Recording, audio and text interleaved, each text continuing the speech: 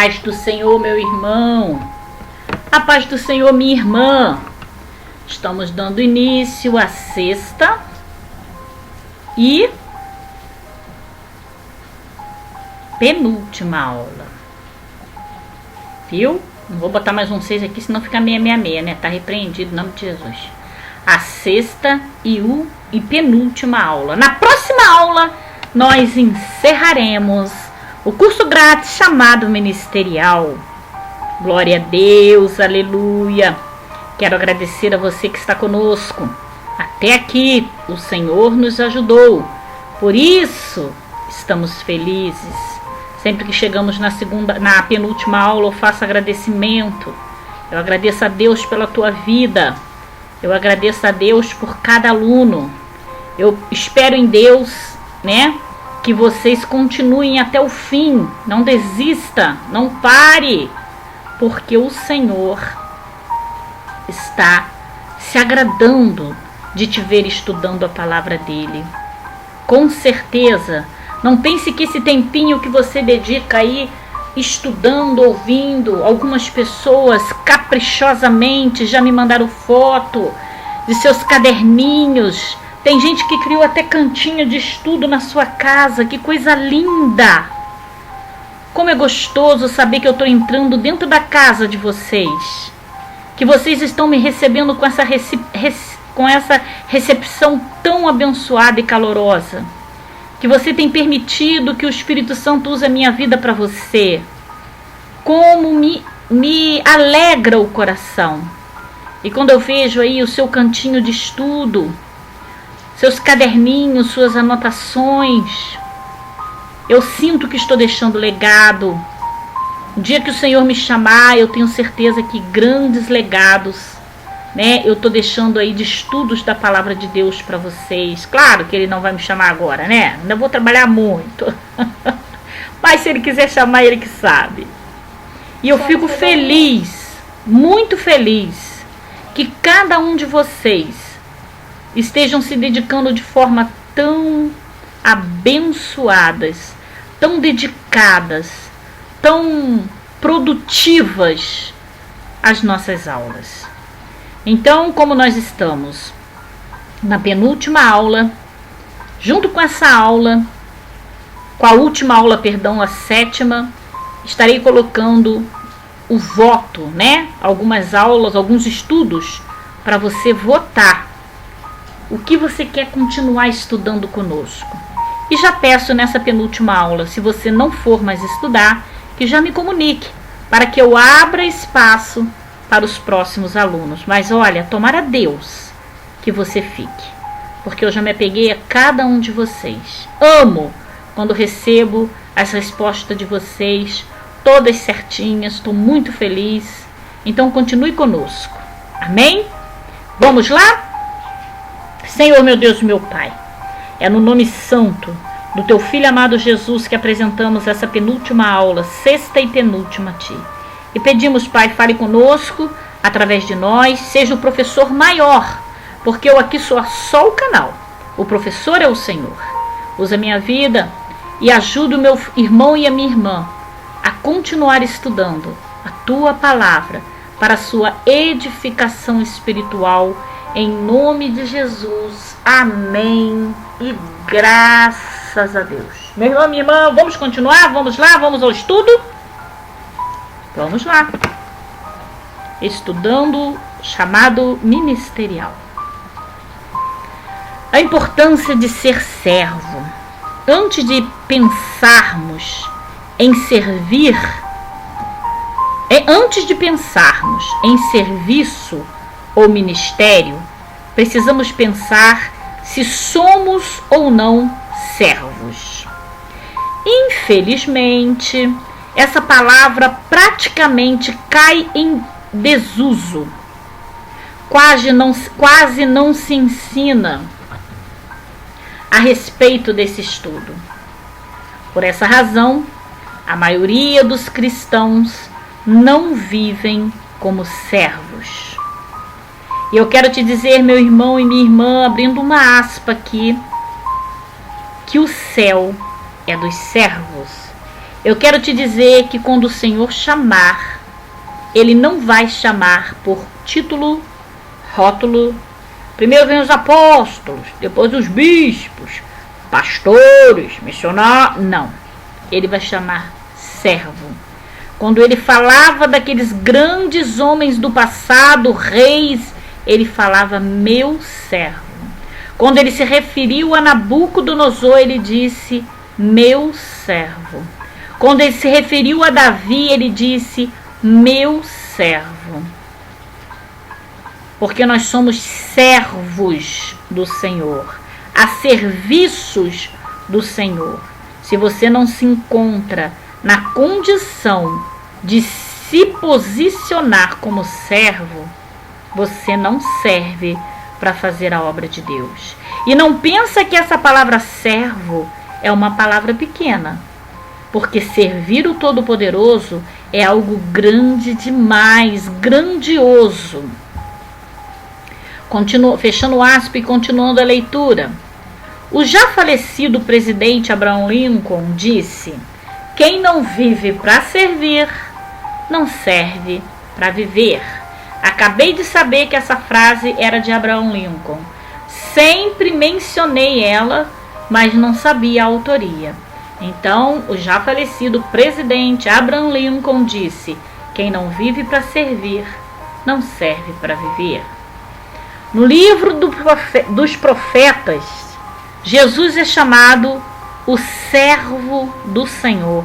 O próprio Jesus é chamado o servo do Senhor. O Evangelho de Marcos também focaliza esse perfil do Senhor na condição de servo por excelência. Lá em Mateus, capítulo 4, versículo 10. Jesus faz a citação do primeiro mandamento dizendo: está escrito, ao Senhor teu Deus adorarás e só a Ele servirás. Ou seja, seja um servo deles, somente deles seja servo. Primeiramente, devemos prestar serviço a Deus e depois aos homens, começando pela nossa família. Gálatas capítulo 5, versículo 13, o ser servo vem antes do ter um ministério. O amor é a essência da vida. Agora nós estamos entrando aqui na importância do amor. O amor é a importância da vida, é a causa de tudo, é a vida cristã.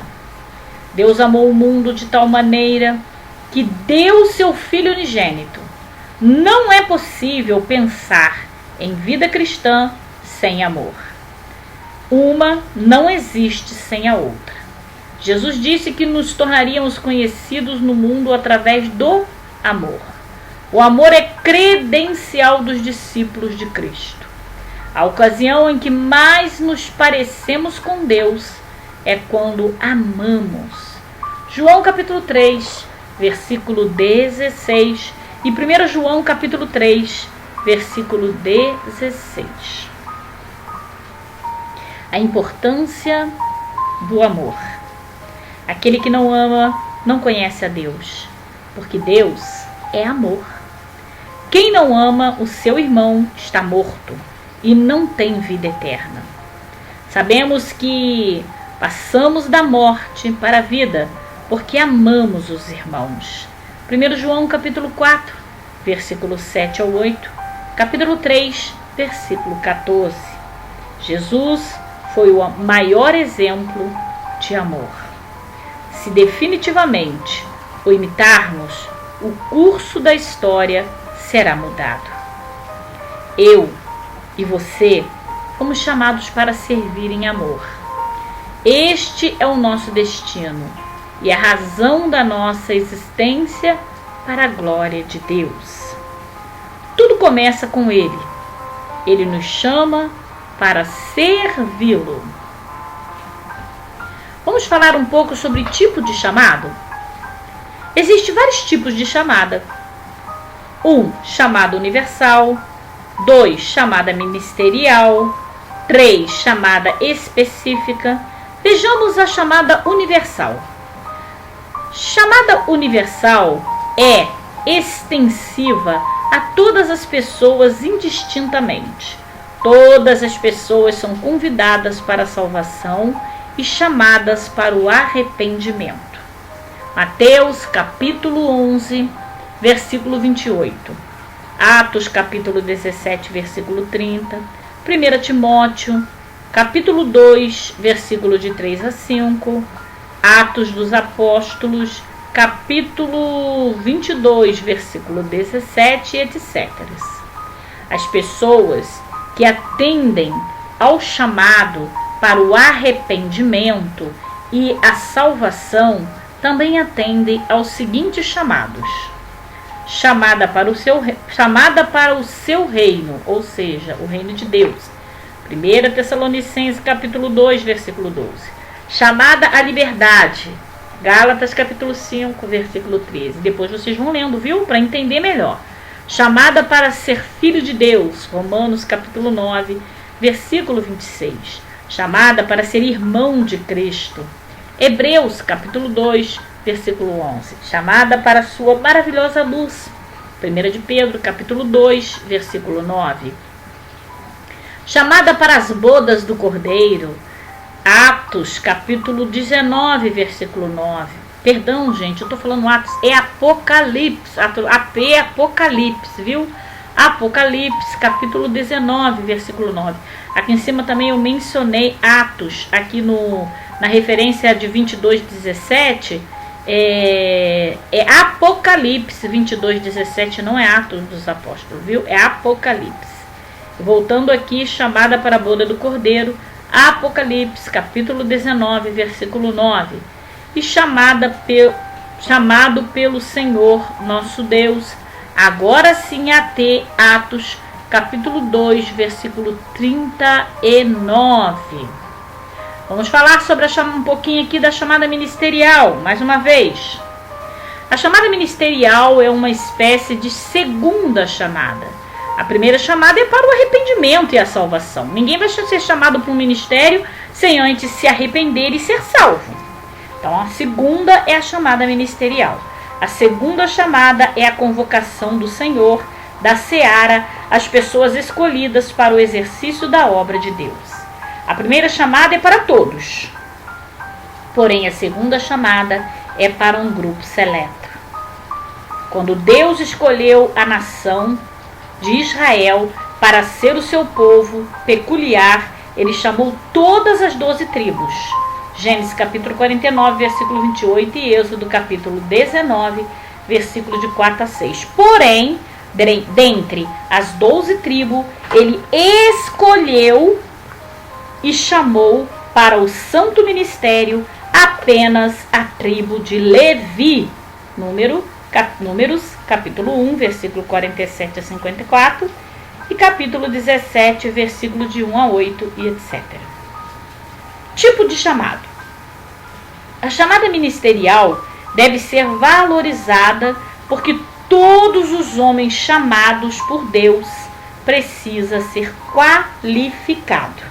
Existe um ditado que diz: Deus não chama os capacitados.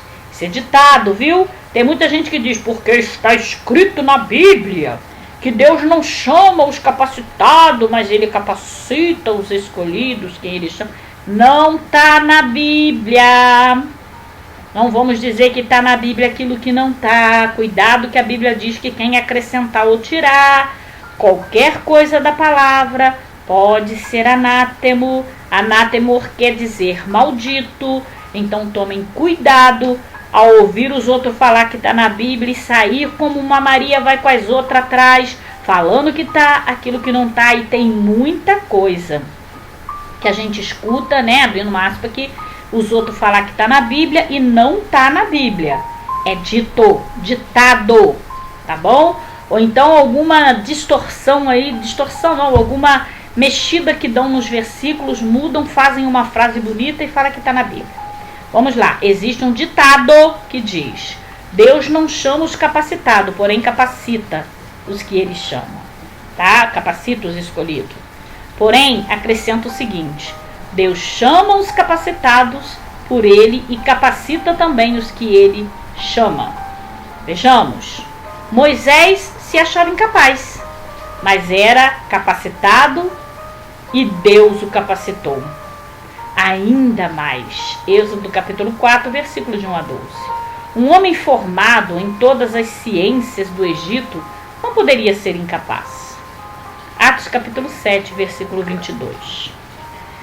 Os homens escolhidos para ajudar Moisés precisavam ser qualificados e capazes. Êxodo capítulo 18, versículo 21. Os 70 anciões auxiliares de Moisés precisavam ter a qualidade de líderes. Números capítulo 11, versículo 16 e 17. Em 1 Crônicas, capítulo 9, versículo 13, havia 1.700 homens capazes para a obra do ministério na casa de Deus. Os engenheiros e arquitetos do tabernáculo precisavam ser qualificados. Êxodo capítulo 31, versículo de 1 a 11 e capítulo 36, versículo 1. Queridos e queridas, antes deixa eu dar uma pausa aqui para dizer para você que o que você está fazendo nesse momento, estudando a palavra de Deus, é se capacitando, para quando o Senhor te chamar, você estar mais capacitado ainda. Você está se preparando para Ele te capacitar ainda mais. Mas Ele não pede que a gente fique no anonimato, sem se esforçar para Ele ver em nós qualidades e nos chamar para aquilo. Não, todos têm que ter alguma coisa para que o Senhor chame. Os arquitetos e engenheiros do Templo de Salomão precisavam ser qualificados. 2 Crônicas, capítulo 2, versículo de 13 a 14. Os primeiros obreiros consagrados na igreja primitiva precisavam ser qualificados. Leiam Atos, capítulo 6, versículo de 3 a 5. E em 1 Timóteo, capítulo 3, versículo de 1 a 13, estão todas as qualificações exigidas nas pessoas chamadas para o ministério. Tipo de chamada 3, chamada específica. A chamada específica é uma escolha nominal do Senhor com o objetivo de enviar e escolher pessoas para uma missão ou obra especial. Vejamos, os 12 apóstolos foram chamados nominalmente e escolhidos para uma missão especial e específica de serem as colunas principais da igreja. Leia Gálatas capítulo 2, versículo 9, leia Efésios capítulo 2, versículo 20 e leia Apocalipse capítulo 21, versículo 14. Paulo foi chamado de forma específica para levar o nome do Senhor perante os gentios e reis, bem como perante os filhos de Israel. Leia Atos capítulo 9, versículos de 1 a 15. Paulo foi designado por excelência como apóstolo dos gentios. 1 Timóteo capítulo 12, versículo 7. Barnabé e Saulo, que já deixou de ser Paulo e virou Saulo, foram chamados nominalmente pelo Espírito Santo para a obra específica. Atos capítulo 13, versículo de 2 a 4. Bezalel e Aisamaque foram chamados nominalmente por Deus para a obra específica do tabernáculo, lá em Êxodo capítulo 31, versículo de 1 a 11. Em Gênesis capítulo 6, versículo 13, Noé foi chamado de forma especial e para uma obra específica de construir a arca. Então nós vamos entender que a chamada específica é quando a pessoa é chamada especificamente para aquele propósito, aquele objetivo. Em Atos continuando, em Gênesis continuando, 12 de 1 a 3, capítulo 12, versículo de 1 a 3, Abraão foi chamado de forma especial e para uma missão específica de todas as famílias da terra serem abençoadas por sua causa. Em Gênesis capítulo 28, versículo 2, Jacó foi chamado de uma forma especial e com a missão específica de ser o progenitor das 12 tribos que formariam a nação de Israel. Em Gênesis capítulo 41, versículo 38 a 43, José foi chamado de uma forma específica e para uma missão de governador o Egito e administrador da crise mundial. Em Êxodo capítulo 3, versículos de 7 a 10, Moisés foi chamado para uma missão especial de libertar o povo de Israel do Egito. Em Números capítulo 27, versículo de 18 a 23, Josué foi chamado com a missão especial de introduzir o povo de Israel à terra prometida. Em 1 Samuel capítulo 3, versículo de 1 a 10, Samuel foi chamado de forma específica para realizar uma grande obra em Israel. Em 1 Samuel capítulo 16, versículo 13, Davi foi chamado de uma forma especial e escolhido pelo próprio Deus para ser o maior rei da história de Israel. Em 1 Reis capítulo 19, versículo 19, Eliseu foi chamado de forma especial para suceder o profeta Elias. Em Isaías capítulo 6, versículo de 8 a 9, Isaías foi chamado de uma forma especial para ser o maior profeta evangelístico do Antigo Testamento. Em Jeremias capítulo 1, versículo 5, Jeremias foi chamado por Deus desde o ventre da sua mãe para ser o profeta das nações. Em Ezequiel 2, versículo de 1 a 8, Ezequiel foi chamado para uma missão especial de ser um atalaia de Deus. Em Amós capítulo 7, versículo 15, Amós foi chamado de forma especial para profetizar ao povo de Israel. Em Jonas capítulo 1, versículo 2, Jonas foi chamado para uma missão especial de pregar para os ninivitas. Em Gálatas capítulo 1, versículo de 15 a 16, Paulo foi chamado desde o ventre materno para uma missão especial de tornar o ministério de Deus conhecido entre os gentios. E aqui pausamos a nossa aula, penúltima aula 6. E no próximo áudio, na próxima aula, encerraremos o curso grátis chamado Ministerial. Até lá! Deus abençoe, espero que esteja se edificando e aprendendo.